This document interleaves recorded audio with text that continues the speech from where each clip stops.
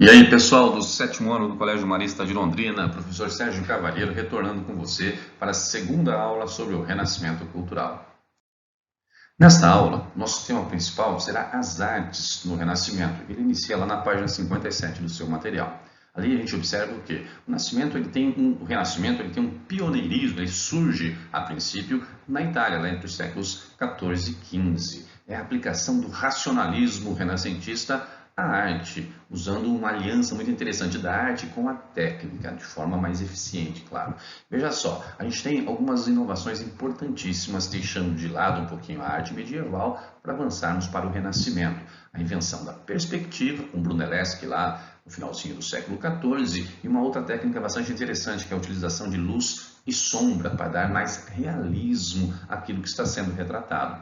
Além disso, os estudos de anatomia permitiram conhecer melhor o corpo humano e representá-los, principalmente os estudos de Michelangelo, Leonardo da Vinci, inclusive, né?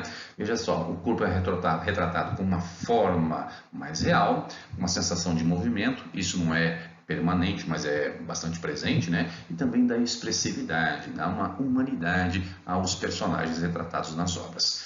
E como é que os artistas vão se manter naquela época para conseguirem sobreviver? Através dos mecenas. Os mecenas eram pessoas da alta burguesia, às vezes da nobreza, até mesmo da igreja, que vão patrocinar e proteger os artistas do Renascimento. É o caso da família Médici de Florença, uma família de banqueiros, né, que contratará artistas, a família Sforza de Milão, o próprio Papa Júlio II da família Sforza de Milão e contrata Michelangelo como artista, e alguns outros papas na sequência também fazem contratação de artistas, né? Vamos lá, também na página 57, nós vamos falar agora de alguns artistas e períodos do Renascimento. O Renascimento ele tem três fases muito fáceis de serem observadas, lá nos anos de 1300, 1400 e de 1500. Por isso, o 300, o 400 e o 500 ou 500. Lá no 300 é o iniciador, né, o pioneiro no uso da perspectiva aplicada à arte, que é Giotto ou Giotto de Bondone. Ele, além da perspectiva, ele vai valorizar o indivíduo em si, por isso ele vai ficar famoso, por exemplo, pelas obras dedicadas aí à representação da vida de São Francisco de Assis. Como exemplo dessa sua fase, está aí, ó, São Francisco, às portas de Assis, expulsando os demônios, né? A figura central da obra não são os demônios, não é a arquitetura, mas a presença aí do santo, de São Francisco de Assis, o amigo de Santa Clara, né? Percebam que a imagem dele, do indivíduo, é maior do que as outras, é mais valorizada do que as outras na composição. No 400, nós temos Alessandro Botticelli, por exemplo, ou Sandro Botticelli e Leonardo di Stirpiero da Vinci. Esses dois artistas, eles iniciam sua produção nos 400, nos anos de 1400, e vão até o 500, principalmente Leonardo da Vinci. Como exemplo da obra de Sandro Botticelli, a famosa Nascimento da Vênus. Aí está, tem no seu livro, inclusive, essa obra citada aí, né? No centro da imagem, a gente tem a figura da Vênus, a deusa romana do amor e da fertilidade. Percebam que ela está praticamente sem roupa, né? Está vestida apenas com a sua longa cabeleira. Por que ela está sem roupa? Os artistas do Renascimento consideravam que um belo corpo seria o abrigo de uma bela alma. Mas, professor, o corpo dela não é tão bonito assim. Na época, sim, era considerado bonito. Uma mulher um pouco mais forte, com o ventre avantajado, era sinônimo de saúde, de boa alimentação, portanto, de fertilidade, de ser uma boa mãe. Ao redor dela, nós temos personagens aí que remetem à mitologia grega. Por exemplo, à direita da Vênus, à sua esquerda, né, você que está observando, Zéfiro, o vento oeste, e a ninfa Clóris, da mitologia aí. À esquerda dela, à sua direita, a gente tem a Hora, o nascimento aí da primavera, tanto é que a personagem está vestida com o vestido da moda no final do século XV em Florença, um vestido florido. Próximo aos pés dela tem uma anêmona, uma plantinha que anuncia a chegada da primavera no hemisfério norte, quando ela floresce. As dimensões do quadro mostram que é quase que tamanho natural aí para os personagens.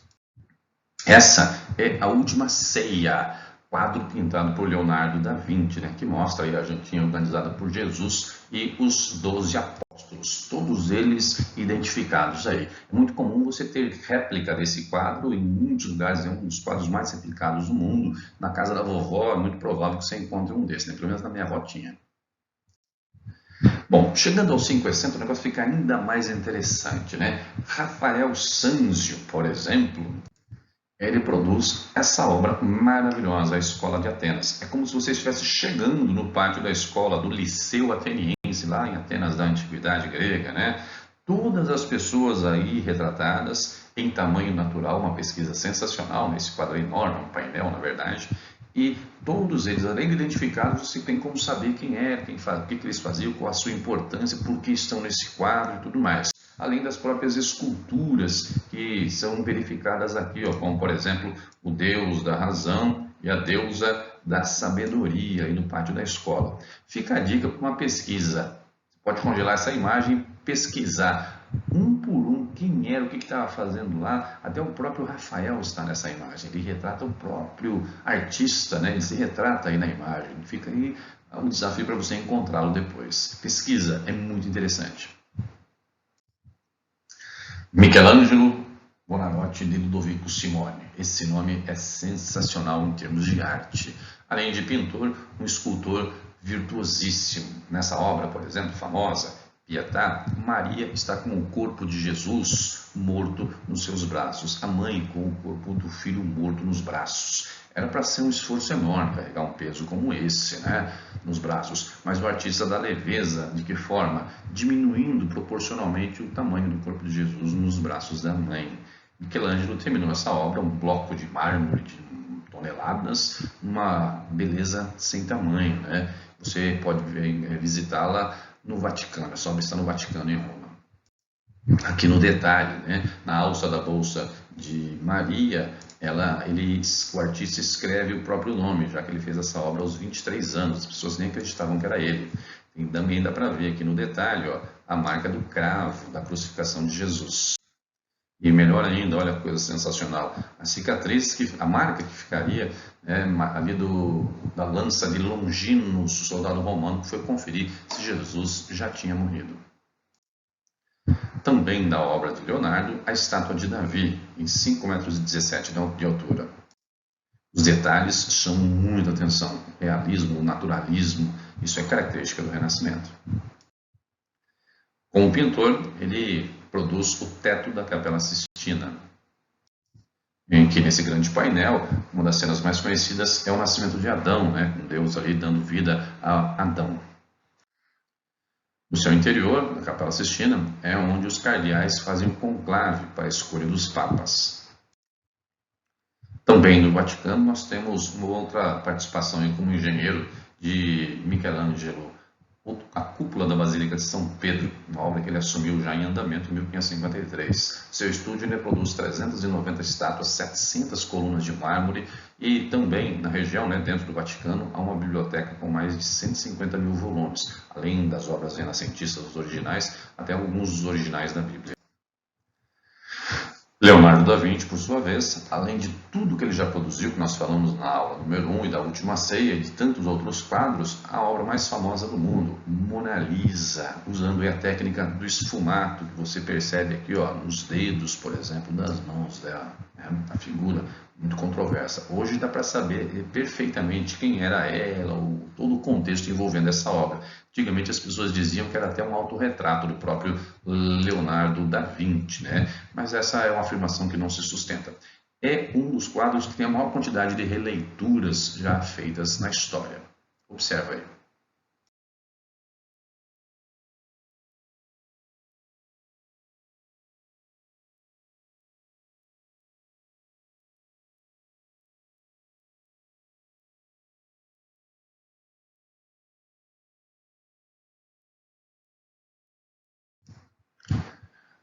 No norte da Europa, lá no país 57, a gente tem a região de Flandres, que atualmente corresponde a maior parte do território da Bélgica e um pedacinho do norte da França, como você vê aí no mapa, né? Essa região teve um grande desenvolvimento comercial no século XV e a relação da área com a Itália fez com que o Renascimento se propagasse rapidamente por lá. Vamos destacar aqui a figura de Johannes van Eyck, de Bruges, né? Uma cidade importante aí da economia belga, do comércio da Bélgica, né? Ele viveu lá entre 1390 1490 e 1441. Ele desenvolve uma nova técnica, é provavelmente o primeiro a usar a técnica do óleo sobre madeira. Era muito comum que se usasse a têmpera, né? A aplicação da tintura diretamente sobre a têmpera, quando se utilizavam os elementos de cor com alguma outra base, né, como outro coagulante, tipo até o ovo era usado para isso, né? Ele não, ele vai fazer o óleo, né, azeite de oliva e tal, com a pigmentação aplicado diretamente sobre a madeira polida. Isso dá mais realismo, mais brilho e mais resistência também à obra. O famoso quadro de Van Eyck, né, o casal Artolfini, eles teriam origem italiana e migrado para a região de Waerlander, Flandres, lá na Bélgica, próximo à Holanda, e ricos comerciantes prosperaram por lá. Estão aqui retratados numa cena muito doméstica, né? Privada, remetendo ao casamento. Percebam, é uma coisa muito privada, eles estão descalços, os tamancos estão próximos a eles ali, o tamanco dele à esquerda da imagem, o dela está lá no fundo, perto da cama, tem até um cachorrinho, né, um cachorro ali presente, as roupas dele pomposas, tecidos caros e tudo mais, e ela com uma roupa verde, simbolizando a fertilidade, até aparenta estar grávida, coisa que na verdade nunca aconteceu, eles nunca tiveram filhos, né? Outro detalhe muito curioso é o espelho lá no fundo. Esse espelho tem uma moldura com 10 das 14 fases aí, né, da Paixão de Cristo. E cada círculo desse tem apenas 1,5 cm, né, de circunferência, e o detalhe microscópico da imagem é muito interessante. O espelho também vai retratar a cena no seu sentido inverso, como de fato fosse um espelho, dá até para ver o próprio artista que pintou a obra. Tem mais uma série de outros detalhes também que, se você pesquisar, você vai adorar saber. Veja bem, na Alemanha também o Albrecht Dürer, de 1471 a 1528. Esse cidadão ele vai fazer os estudos geométricos aplicados à obra, né? Você vai perceber que às vezes haverá uma divisão aí em linhas da obra em si. Na Holanda, muito próximo à região de Flandres também, Peter Bruegel, o velho, o pai dele também tinha o mesmo nome, né? Ele vai gostar de pintar cenas do cotidiano, no ponto de vista das pessoas. Tanto é que ele ia nos eventos vestido de camponês para ver como as coisas aconteciam a partir desse ponto de vista do povo. Algumas obras dele são muito conhecidas, como esse conflito aí entre o carnaval e a quaresma, nessa cena urbana interessantíssima. E uma das mais famosas, que tem lá no material do 6º ano, por exemplo, a Torre de Babel. Se você gosta de arte e quer ter acesso a mais de 1000 obras da época renascentista, acesse o QR Code aí do lado para poder alcançar lá o Google Arts and Culture. Pessoal, eu estou deixando como atividade um conteúdo relativamente longo, né? Lá do Pratique, páginas 61 e 62, a Teia do Conhecimento na página 63 e o Amplie, das páginas 65, 66 e 67. Nossa, Sérgio, é muita coisa. Eu entendo, realmente não é pouca coisa, é bastante. Procura dosar, fazer ela aos poucos, né? Porque é o fechamento do capítulo 2. Não tem outra saída, né? A gente precisa fazer, porque é uma importante oportunidade que você tem de colocar em prática aquilo que vem aprendendo.